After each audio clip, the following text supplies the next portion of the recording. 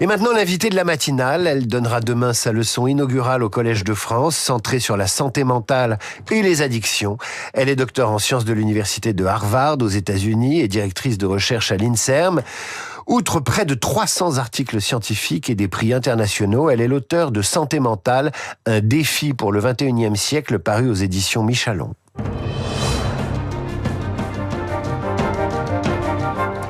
Maria Melchior, bonjour. Bonjour. On est ravis de vous accueillir sur Radio Classique à la veille de cette leçon inaugurale.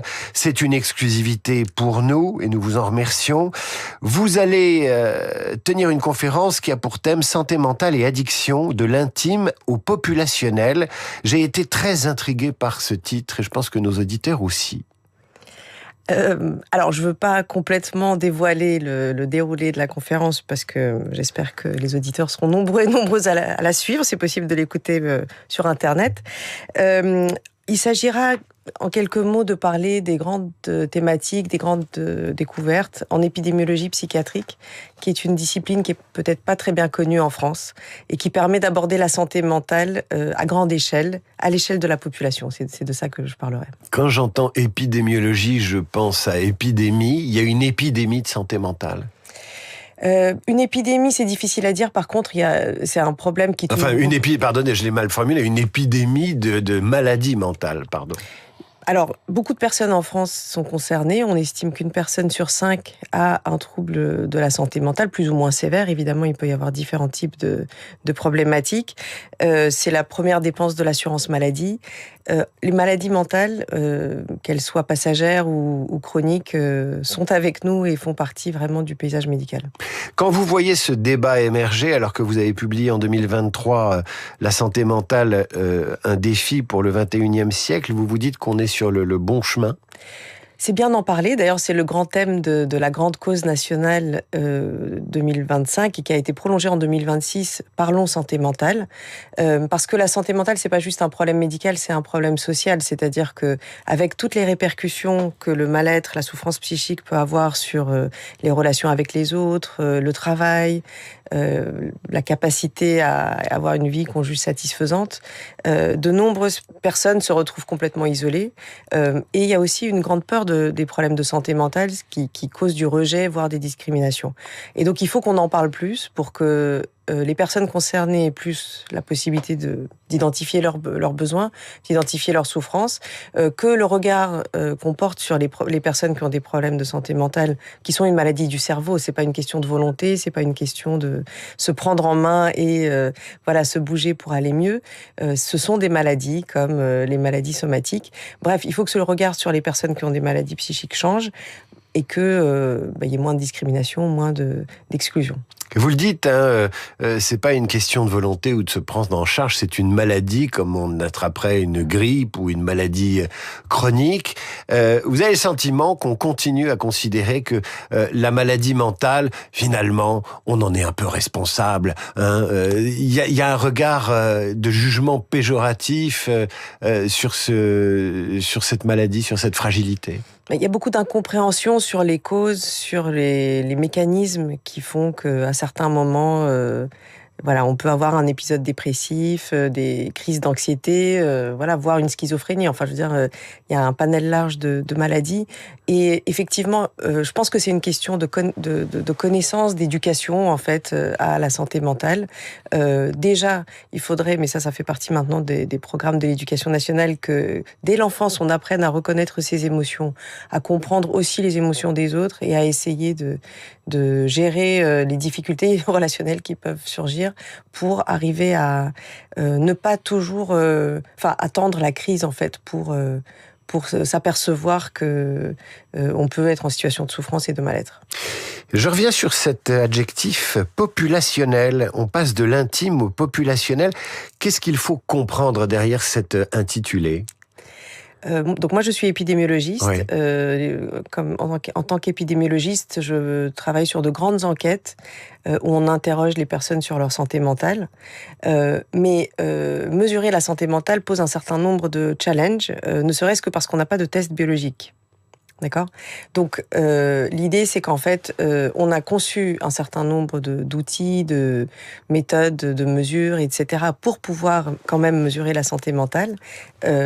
À l'échelle de grandes enquêtes, ce qui est très différent de la manière dont travaillent les psychologues, les psychiatres, les médecins, qui sont dans le colloque singulier et doivent évaluer la santé mentale de quelqu'un qui vient les consulter. Voilà. Le colloque singulier, c'est le face-à-face dans un cabinet médical où on reçoit sa patientèle. Est-ce que vous avez le sentiment que la réponse politique, médicale, sociétale est adaptée ? La grande cause nationale, donc prolongée en 2026, c'est une très bonne chose. C'est-à-dire que on parle plus de santé mentale, ça peut permettre d'ouvrir un peu la parole aux personnes concernées de s'exprimer, à tous et toutes de voir que on peut tous être concernés à un moment donné. Il y a moins de complexe à en parler. Voilà. Alors, ça ne veut pas dire qu'il y a moins de stigmatisation. Malheureusement, il y a des choses sur lesquelles il faut encore travailler, sur les lieux, enfin, je veux dire à l'école, sur les lieux de travail, dans les familles parfois aussi. Mais les choses sont en bonne voie. Après, pour ce qui concerne, en fait, ce qui est très compliqué, c'est que les facteurs de risque des problèmes de santé mentale, qui sont multiples, sont principalement en dehors du système de santé. Donc il s'agit de facteurs liés au stress, les conditions de travail, les conditions de vie des personnes. C'est un sujet qui vous intéresse. J'ai vu une vidéo de vous sur Internet où vous expliquez que la grande ville est un facteur aggravant de maladies mentales. Vous concluez cette vidéo en disant, je suis pas sûr que quelques arbres, des rats et de la saleté, ça fabrique de la sérénité mentale dans la grande ville. Alors en effet, depuis le 19e siècle, on sait que dans les villes, il y a plus de personnes qui ont des troubles psychiques qu'à la campagne, pour plein de raisons différentes. Durkheim a fait l'hypothèse de l'importance du lien social qui est plus distendu dans les villes que dans les campagnes. Il y a le stress, il y a aussi peut-être le fait que les personnes sont gérées différemment dans les campagnes et qu'elles ont plus de soutien, plus d'accompagnement. En tous les cas, il y a aussi des facteurs environnementaux, disons, qui affectent notre santé mentale. Et donc, pour toutes ces raisons, la prévention est très largement en dehors du système de santé, ce qui rend les réponses politiques et sociales, pour répondre à votre question, complexes. Parce qu'en fait, il faudrait, et certains chercheurs le prônent, que toutes les politiques publiques soient évaluées à l'aune de la santé, de leur impact potentiel sur la santé. Ce qui n'est pas fait, ou pas complètement, ou pas du tout. Maria Melchior, il y a cette leçon demain au Collège de France sur la santé mentale dont vous êtes spécialiste. Vous avez évoqué les plus jeunes. Il y a un sentiment véhiculé par les médias, à tort ou à raison, que la violence s'inscrit dans les comportements des plus jeunes, des ados notamment. Alors on parle de délinquance évidemment, on parle d'apprentis terroristes. J'avais un juge antiterroriste il y a 2 semaines ou 3 semaines à votre place qui disait qu'il était surpris parce qu'on avait des candidats au terrorisme de 13-14 ans désormais, ce qui est étonnant. Quel regard portez-vous sur cette précocité et quel lien faites-vous avec la santé mentale ? Alors, les grandes enquêtes dont on dispose sur la santé mentale des enfants et des adolescents ne montrent pas spécialement d'augmentation des problèmes de comportement ou des violences ou des troubles qui sont liés à ces violences. Par contre, ce qui est certain, c'est que notre regard sur les violences a changé. On est beaucoup plus sensibilisé à ces questions. Et par exemple, la dernière enquête du ministère de l'Intérieur sur justement qui a été victime de violences au cours des 12 derniers mois montre que les 18-24 ans sont le groupe de la population au sein duquel le sentiment, enfin ou en tout cas l'impression d'avoir été victime de violences, qu'il s'agisse de violences physiques, de violences sexuelles, de discrimination, a le plus augmenté. Donc ce qui est certain, c'est que notre regard sur ce qu'est une violence, la manière dont on l'exprime, dont on la vit, a beaucoup changé. Il y a peut-être une autre chose quand même, c'est que les adolescents sont beaucoup exposés aux réseaux sociaux. Et là, on sait pour le coup que le fait de passer beaucoup de temps sur les réseaux sociaux, et les adolescents, ils passent en moyenne entre 4 et 5 heures par jour, expose à des images violentes, qu'on le veuille ou non, parce que les algorithmes des réseaux sociaux sont conçus de cette manière-là. Vous souscrivez à l'idée du président de la République de les interdire avant 15 ans ? Ce qui est certain, c'est que l'offre conditionne l'exposition des jeunes et des moins jeunes. Interdire, c'est une chose. Il y a quelque chose que la commission Écran avait déjà mis en avant et un groupe d'experts de l'ANSES auquel j'ai participé aussi, c'est qu'il faut absolument travailler avec les plateformes du numérique pour que la puissance publique ait un regard sur les algorithmes utilisés. Et probablement qu'il y aurait moyen de changer les algorithmes, notamment à destination des plus jeunes, pour limiter l'exposition à des images violentes, à contenu sexuel, etc. Maria Melchior, épidémiologiste et directrice de recherche à l'INSERM, invitée de Radio Classique, leçon inaugurale demain au Collège de France. Les écrans, c'est une addiction, il y en a plein d'autres. Il y a la drogue, le sexe, le porno, tout ce qu'on veut. Est-ce qu'on est une société qui fabrique plus d'addictions qu'autrefois? Et est-ce qu'on a une explication? Alors oui et non, parce qu'on observe que les addictions classiques, je dirais, c'est-à-dire le tabagisme, l'abus d'alcool, l'abus de cannabis. J'en ai oublié plein. J'en ai oublié plein. Alors peut-être que ce qu'il faudrait qu'on dise, c'est que les addictions sont très anciennes. C'est pas nouveau. Par contre, ce que disent les addictologues, c'est que une addiction, c'est une rencontre entre une personne, un produit et un environnement. C'est-à-dire que dans les environnements où on n'a pas accès aux produits, il y a assez peu de gens qui sont dépendants. Je vous laisse imaginer des pays où on ne consomme pas d'alcool, les gens ne sont pas alcooliques.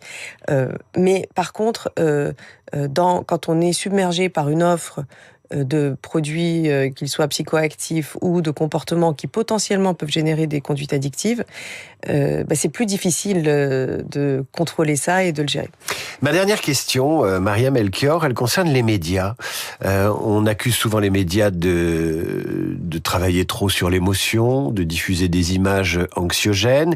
L'époque est anxiogène, anxiété climatique, anxiété stratégique, etc., etc. Est-ce que vous avez le sentiment que les médias ont une responsabilité ? Ce qui est certain, c'est que l'ambiance anxiogène dans laquelle on baigne n'est pas très propice à l'enthousiasme, à l'optimisme, etc. Or, il faut qu'on trouve des ressources en nous-mêmes, et c'est vrai pour les plus jeunes, mais c'est vrai pour les moins jeunes, qu'on trouve des ressources en nous-mêmes pour faire face au stress de la vie, ce sont exactement les compétences psychosociales dont je parlais tout à l'heure concernant les adolescents. Et donc, peut-être pour mettre aussi à distance un tout petit peu certaines informations ou certaines inquiétudes. Ça ne veut pas dire qu'il ne faut pas être informé, mais ceci étant dit, limiter les réseaux sociaux et les médias, ça peut être une stratégie quand on se sent très anxieux par ce qui se passe dans le monde. On continue quand même d'écouter Radio Classique, vaille que vaille. Maria Melchior, merci d'être venue éclairer les auditeurs de Radio Classique. Je rappelle que cette leçon inaugurale au Collège de France, c'est demain à 18h, dans la limite des places disponibles. Évidemment, le Collège de France, vous trouverez l'adresse, le site, les références de cette première leçon sur Internet très facilement. Merci madame, à bientôt. Merci. À suivre le rappel des titres, la revue de presse d'Hervé Gattegno et nos esprits libres du mercredi, Nicolas Bétour, Outel Krief, Radio Classique.